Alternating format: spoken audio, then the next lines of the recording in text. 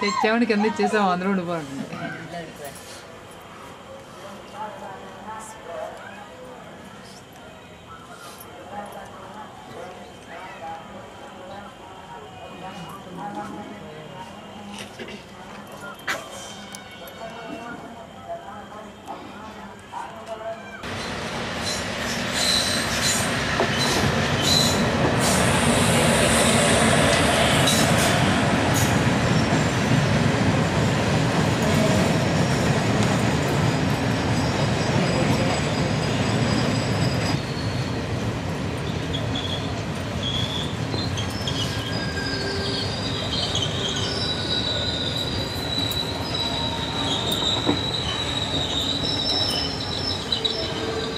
అక్కడ వదిలేండి పర్లేదు ఇంకా అయిపోయింది చాలు.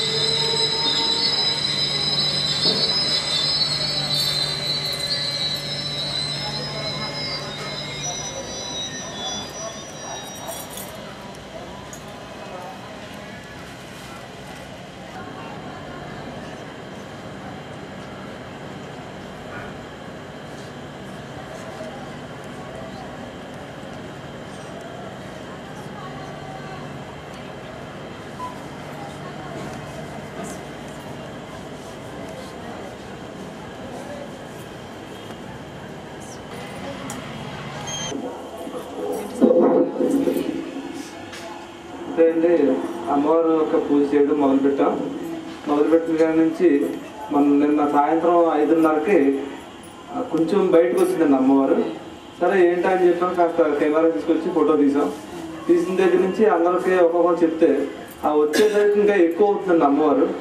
అలా వృద్ధి చెందడం జరిగింది. అయితే అమ్మవారు 1987లో నెయ్యితో పూజ చేయించుకుంటానని చెప్పి అనడం జరిగింది అమ్మవారు.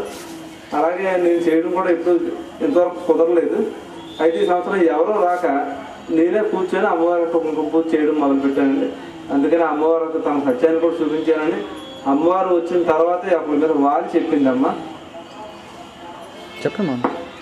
అయితే ఆ శ్వేతార్కం ఉన్నటువంటి గణపతి కూడా మనకి అనంతపురంలో ఒకరింట్లో వెలిసారని చెప్పిన ఆయన నాకు స్వప్నంలో కనిపించి చెప్పారు.